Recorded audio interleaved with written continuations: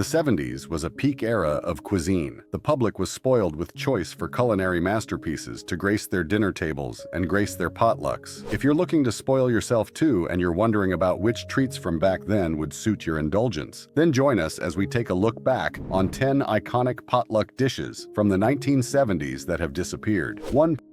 Pineapple chicken.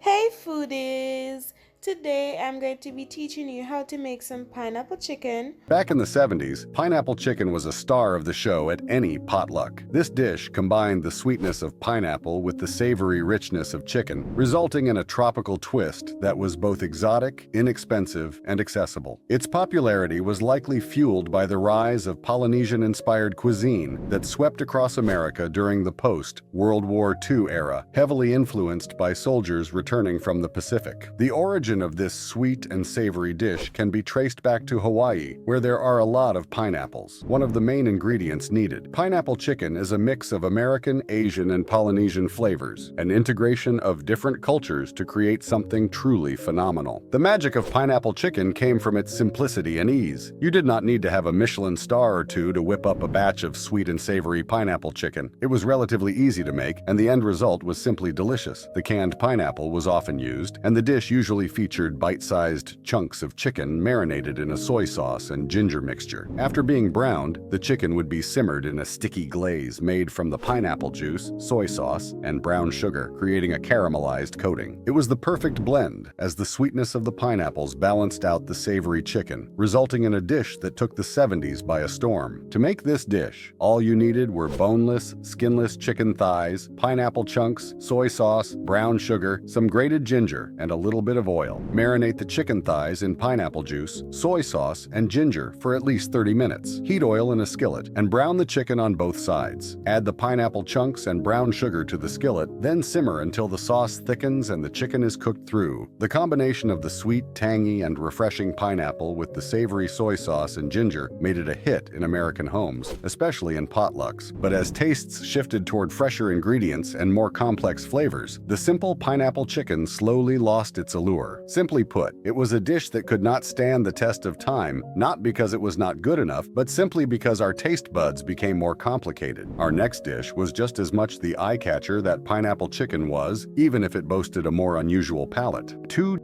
Jello salad. Now, you might think of a jello mold as kind of an old-fashioned dish that belongs back in the 1950s or 60s. Jello salad was the pinnacle of 70s cooking. This dish, which was not a salad in any modern sense, was more like a gelatin-based fruit or vegetable mold, often incorporating cottage cheese, canned fruit and nuts, or even vegetables like carrots and celery. It had a vibrant, almost neon appearance that made it a showstopper that pulled crowds at any potluck table. Its popularity was due to its convenience and ability to be made ahead of time. Jello salad was not just convenient, it helped to enhance the image of the maker as well. This colorful salad put out the message that the family was sophisticated and elegant. Jello had been around since the late 19th century, but it was not until the mid-20th century that it became a household staple. During the Great Depression and World War II, Jello was a cheap addition compared to other dishes that took time and money, and it became a status symbol. By the 70s, it had found its way into nearly every home, as it was cheap, easy to prepare, and endlessly customizable. The Jello salad was especially beloved for its playful presentation, layers of brightly colored gelatin mixed with whipped toppings, fruits, or vegetables set in decorative molds. To recreate this unusual dish, you'd need to get some Jello, crushed pineapple, cottage cheese, and some whipped topping. Dissolve your packaged Jello in boiling water, then add cold water. Stir in pineapple or your chosen fruit, and let the mixture set slightly. Fold in cottage cheese and whipped topping. Pour into a mold and refrigerate until firm. Jello salad eventually fell out of favor as more health-conscious and fresh options became the norm in the 80s and 90s. Yet, for those who experienced it, the dish remains a nostalgic memory of potluck culture. It was that one dish that was comforting and creative. From the iconic staple that was Jello salad, we're now moving on to the comforting, creamy classic of 70s potlucks. 3. Tuna casserole. Today on the Stay at Home Chef, I'm showing you how to make tuna casserole. Few dishes are as iconic to mid-century America as tuna casserole. This dish was a staple not only in the 70s but well before, emerging during the post-war era when canned goods and convenience foods were in vogue. Tuna casserole, with its combination of tuna, noodles, peas, and a creamy sauce, was the ultimate comfort food that also managed to help stretch a family's budget. You could eat well and spend less money when it comes to tuna casserole. In the 70s, tuna casserole found its place at potlucks, where it was a popular choice due to its heartiness and ability to feed a crowd. Typically made with canned cream of mushroom soup, tuna, egg noodles, and topped with a layer of crushed potato chips or breadcrumbs, the casserole baked into a creamy, crunchy delight. To make this dish, you'd need canned tuna, egg noodles, cream of mushroom soup, frozen peas, and some crushed potato chips. When you have all of that down, preheat the oven to 350 degrees Fahrenheit. Mix together tuna, cooked noodles, soup, and peas. Pour into a baking dish and top with crushed potato chips. Bake for 25 to 30 minutes until bubbly and golden. Despite its status as a potluck hero, tuna casserole began to lose its appeal as people moved away from processed foods and toward fresher, lighter dishes. While this comfort classic has mostly disappeared from modern tables, another dish with a more sophisticated reputation offered a rich, elegant alternative. 4.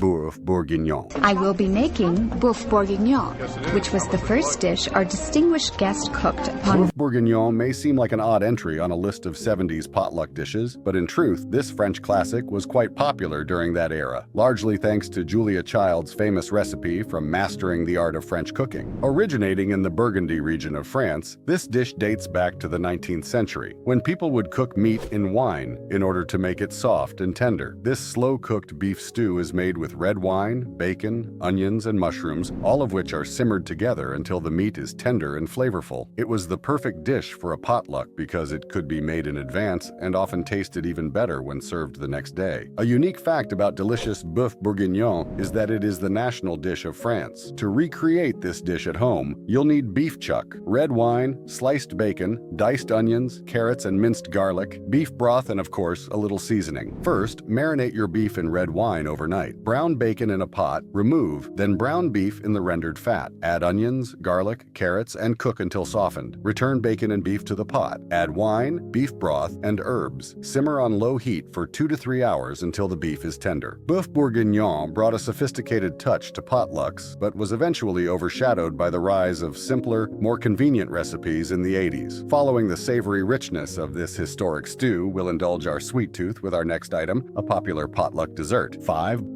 Black Forest cake. Today we are making Black Forest cake, which is a really popular cake. Few desserts are as visually stunning and indulgent as Black Forest cake. This delicious and highly appealing German classic made its way to American potlucks in the 70s, where its layers of chocolate cake, whipped cream, and cherries won the hearts of dessert lovers everywhere. As more global flavors entered American kitchens, home cooks embraced the opportunity to bring a touch of Europe to their potlucks, and this decadent dessert was the perfect addition to potlucks. The rich, moist chocolate cake paired with the tartness of the maraschino cherries and the lightness of the whipped cream created a perfect balance of flavors. To make your own Black Forest cake, you better have some flour, sugar, cocoa powder, baking soda, a couple of eggs, milk, maraschino cherries to top it off, heavy cream, and lastly, some dark chocolate shavings. First, preheat your oven to 350 degrees Fahrenheit. Prepare 2 Mines 9-inch round cake pans. Combine flour, sugar, cocoa, baking powder, and baking soda in a bowl. Add eggs, milk, and boiling water. Mix until smooth. Bake for 30 to 35 minutes. Once cooled, layer the cakes with whipped cream and cherries. Top with more cream and dark chocolate shavings. Black Forest cake may have disappeared from potlucks in recent years, but its legacy as a show-stopping dessert endures. Up next is a dish as colorful as it is controversial. 6.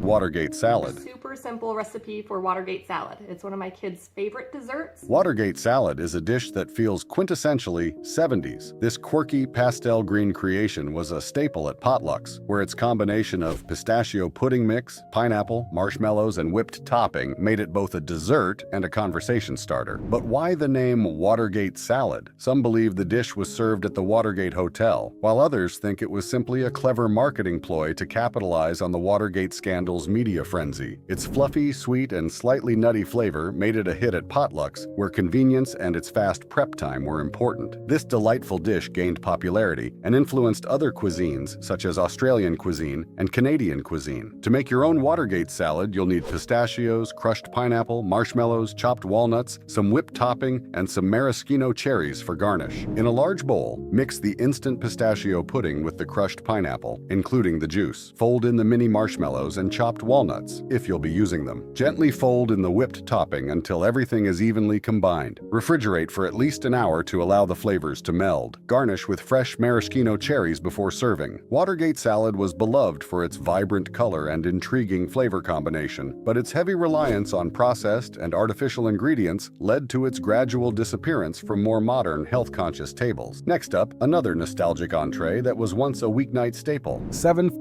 Fish sticks. Fish sticks might seem like an odd item to bring to a potluck, but in the 70s, they were a favorite at casual gatherings. This dish was first produced in 1953, and it rapidly grew to become a hit among young children and adults because it was tasty and cost-efficient. The frozen food revolution of the 50s and 60s made fish sticks a household staple, and by the 70s, they had solidified their place in both family dinners and communal meals. It is important to note that of all the frozen food staples like chicken sticks, ham sticks, and veal sticks that took the world by storm during the Revolution, fish sticks is the sole survivor of that era. Introduced by Gorton's in the 50s, fish sticks were born out of a need to reduce food waste. By breading and freezing smaller pieces of fish that would have otherwise been discarded, manufacturers created a product that was convenient, inexpensive, and widely accessible. A quirky fact about this unique dish is that its initial name was fish sticks, before the name fish sticks stuck. If you'd like to try a homemade version of fish sticks,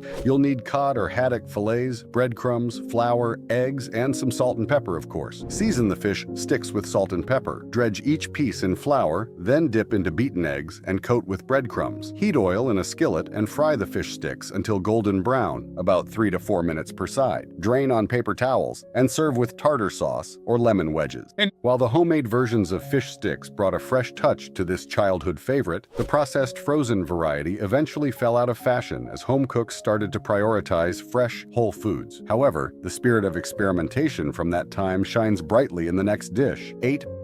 Pasta Primavera. Hey, I'm John Cannell, and today on Preppy Kitchen we're making a fresh and delicious pasta primavera. So let's get started.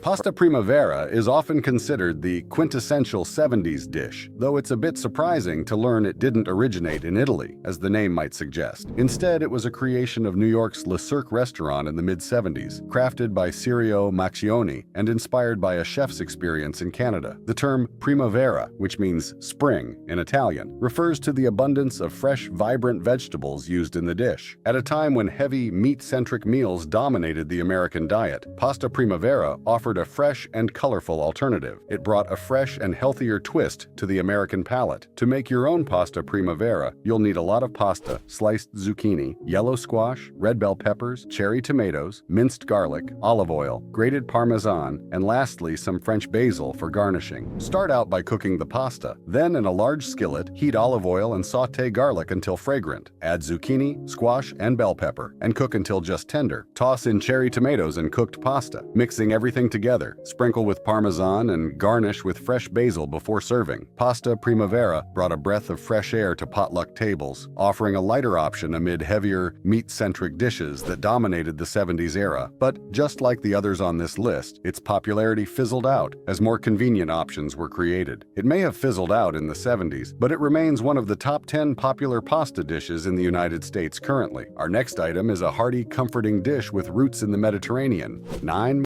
Moussaka. To introduce myself to you with is one of the more well-known Greek dishes, moussaka. It's not moussaka, it's moussaka. It's baked Moussaka is a classic dish known for its Mediterranean roots, particularly in Greek cuisine. Though the dish has variations across different regions, the version that became popular in the 70s typically consists of layers of eggplant, ground meat, and a creamy, luxurious bechamel sauce. It is rich, hearty, and packed with a deep flavor that makes it a crowd pleaser. The origins of moussaka date back to the Ottoman Empire, with early versions appearing in the Middle East, Balkans, and even further afield. The Greek version, which we most commonly associate with moussaka today, was popularized by chef Nikolaos Tselementes in the early 20th century. And as a Mediterranean dish, moussaka stood out with its layers of fried eggplant, savory meat, and cheesy, creamy topping. It was the perfect, adventurous dish to introduce to guests who were ready to step beyond traditional American casseroles, and it is safe to say it exceeded all expectations. While moussaka requires some time and effort to prepare, it is worth every minute, as its flavor profile is unmatched, with the combination of spiced meat, tender vegetables, and creamy sauce offering a comforting yet exotic experience. Moussaka is a pretty ingredient-heavy dish. To make some at home, you'll need large eggplants, ground lamb or beef, finely chopped onion, minced garlic, crushed tomatoes, ground cinnamon, allspice, some more spices, olive oil, butter, flour, milk, and some grated Parmesan cheese. As usual, start out by preheating the oven, arranging the eggplant slices on a baking sheet, drizzle with olive oil, and roast for about 20 minutes, flipping halfway through. In a large skillet, sauté the onions and garlic until soft, then add the ground meat. Cook until browned. Add the crushed tomatoes, cinnamon, allspice, salt, and pepper, and simmer for 20 minutes until thickened. To make the bechamel sauce, melt butter in a saucepan, stir in the flour, and cook for a minute. Gradually, whisk in the milk, cooking until thickened. Stir in the cheese and set aside. In a baking dish, layer half the eggplant slices on the bottom, top with the meat mixture, and then the remaining eggplant slices. Pour the bechamel sauce over the top, spreading it evenly. Bake for 30 to 40 minutes until golden brown and bubbly on top. Let it cool for a few minutes before serving. Moussaka brought a touch of Mediterranean warmth and richness to the 70s potluck table, offering a flavor-packed option that both satisfied and impressed. It was a dish that not only stood out, but also favored the bold and strong of heart who were willing to go beyond their everyday cuisine. Our final entry on this list is something far more simple, but no less beloved: 10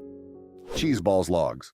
Today on the Stay at Home Chef, I'm showing you how to make a bacon ranch cheese ball. If you attended a party or potluck in the 70s, you were almost guaranteed to encounter the iconic cheese ball or its equally famous sibling, the cheese log. These appetizers were the embodiment of mid-century entertaining, bringing both ease and indulgence to the table, stealing hearts and pleasuring taste buds. Cheese balls became popular because of their versatility and simplicity. The basic version consisted of a mixture of cream cheese and shredded cheddar, but variations often incorporated ingredients like blue cheese, garlic, onions, Worcestershire sauce, and more, allowing hosts to tailor the dish according to their taste. They could be made well in advance and were easy to transport, making them an ideal dish for potlucks, particularly during the holidays. They were also popular as gifting items for friends and family during the holidays. The origins of the cheese ball in America trace back to the early 19th century, when a 1,235-pound cheese ball was presented to President Thomas Jefferson in 1801. However, the party-sized version we know today became a true phenomenon in the mid-20th century. By the 70s, cheese balls and logs were everywhere, adorning tables at every gathering and impressing guests with their rich, savory flavor and fun presentation. While its appearance faded over time in favor of more modern hors d'oeuvres, cheese balls have maintained their status as a nostalgic favorite, often making a comeback during festive times like Christmas or New Year's Eve parties to once again wow everyone. To make a cheese ball or cheese log, you'll need some softened cream cheese, shredded cheddar cheese, chopped green onions, Worcestershire sauce, garlic powder, chopped pecans, and a pinch of veggies for when you're serving it. In a large mixing bowl, combine the cream cheese, cheddar cheese, green onions, Worcestershire sauce, and garlic powder. Mix until well combined. Shape the mixture into a ball or log, then roll it in the chopped nuts to coat the exterior. Wrap in plastic wrap and refrigerate for at least 2 hours or until firm. Serve with crackers, breadsticks, or sliced vegetables. The cheese ball, or log, is perhaps one of the most enduring symbols of 70s potluck culture. Its versatility and make-ahead convenience made it a go-to appetizer, whether you were hosting or attending a party. Although more contemporary appetizers have come into fashion, you still see these cheesy delights pop up from time to time, especially among those who appreciate a retro throwback. Talking about retro, nothing hits you with a tasty blast from the past like our next treat, a lemon lime poke cake. We're going to be making a lemon lime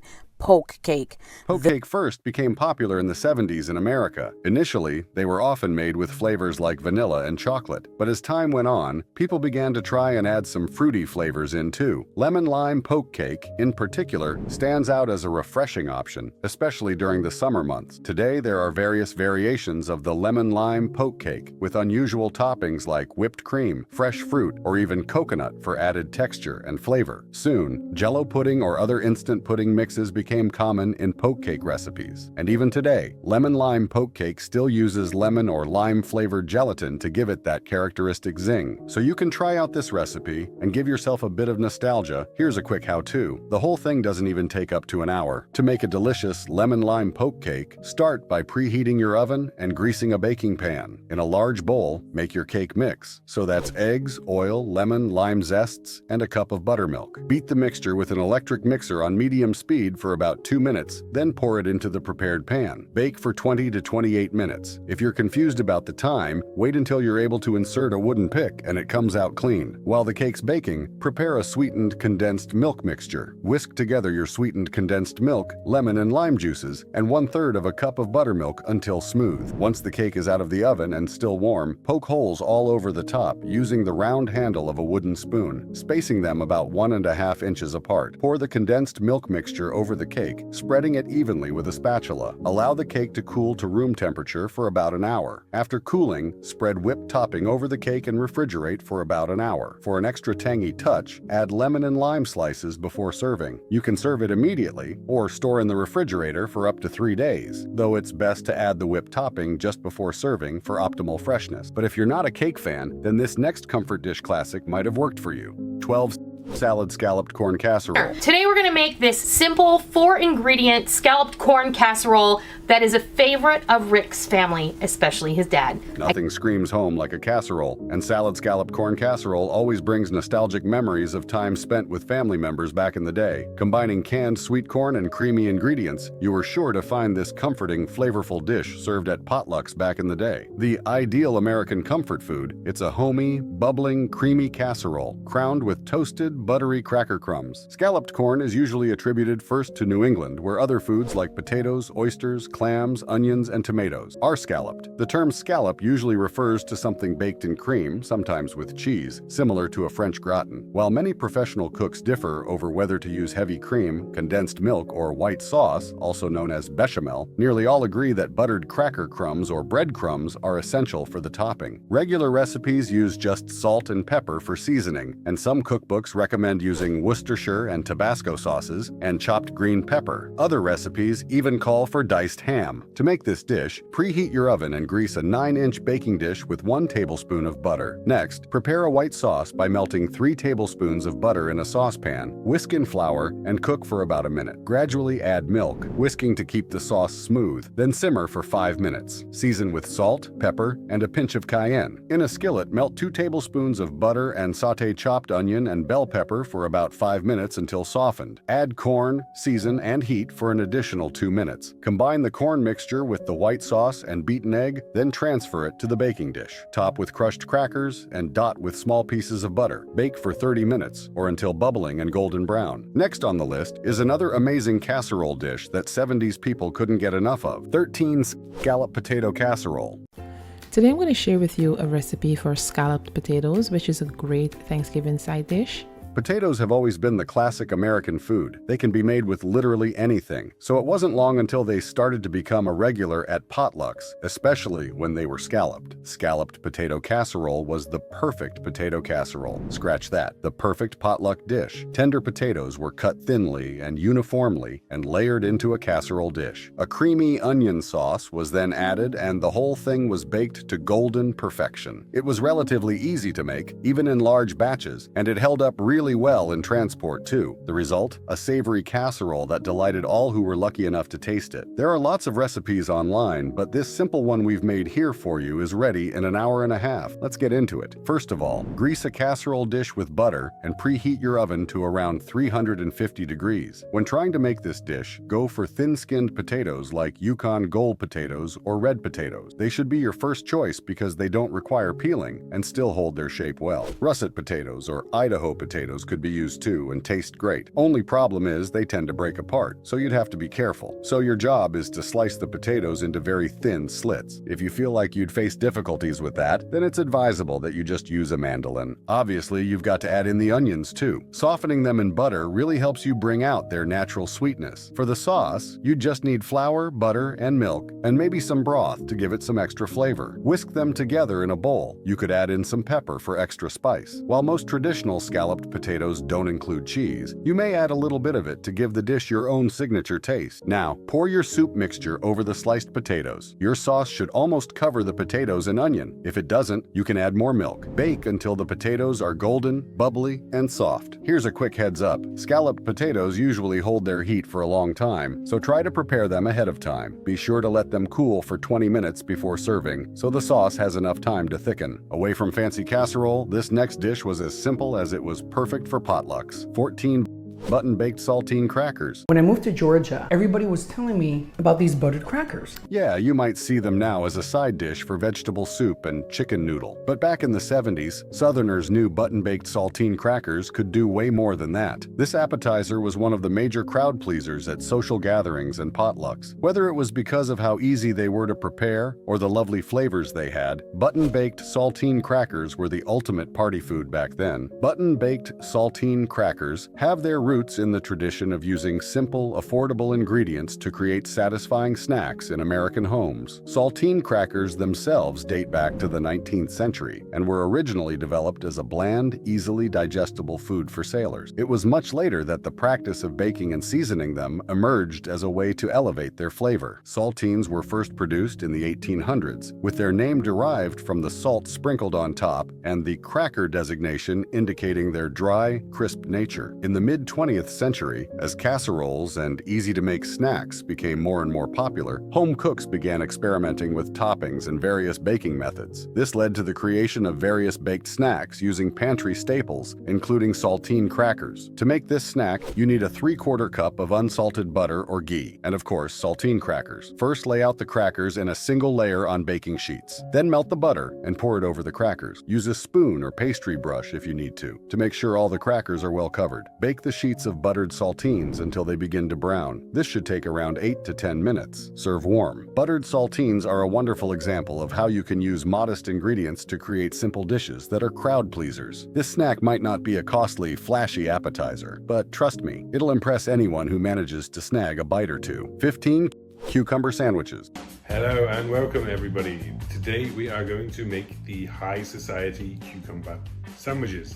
The traditional cucumber sandwich was a crustless tea sandwich made of thin slices of cucumber, placed between two thin slices of lightly buttered white bread. They gained popularity in the 19th century, particularly during the Victorian era, when elaborate tea parties became fashionable. Yes, they actually originated in the United Kingdom, but like many British dishes, cucumber sandwiches found their way into American cookbooks. The new variations introduced cream cheese, mayonnaise, chopped dill or spices, and salmon, which may substitute for brown bread. One specific American variant includes Benedictine, a green soft spread made from cucumbers and cream cheese. Cucumber sandwiches were mostly served as a light snack or for afternoon tea, or in the early evening before the main supper. Traditionally, they were served in the tea break at club cricket matches in England. Cucumber sandwiches struck a lovely balance between decadent and light. The cream cheese yogurt spread complemented the crisp, refreshing cucumber, while the hearty flavor and texture of the whole wheat bread just held everything together. The bread was usually crustless and could be white or whole grain. For preparation, the cucumbers were often peeled and salted beforehand to draw out excess moisture, preventing sogginess. And upon serving, the sandwiches would typically be cut into small, elegant shapes, such as triangles or fingers, making them ideal for tea time or as appetizers at gatherings and community potlucks. This summer, sweetness takes just 10 minutes to prepare. It's simple. All you'd need is some cucumber, a spread, and some bread. English cucumber or mandolin works well for this because of their thin skin and fewer seeds. Cut the cucumber into slices and, like we mentioned earlier, add a sprinkling of salt to reduce their sogginess. Combine softened cream cheese and butter in a bowl. Add some chopped dill or mint and a pinch of salt and pepper. Spread a generous layer of this mixture on the side of each bread slice. Next, layer the cucumber slices on half of the bread slices before topping with another bread slice and some more of the cream cheese by the side to finish your sandwich. Thank you for watching our video. Which one of the amazing amazing potluck staple was your favorite? Are there any ones you think we missed? Let us know in the comments. We would love to hear from you. Don't forget to like this video and subscribe to the channel if you'd like to see more fun content like this one. Until the next video, bye for now.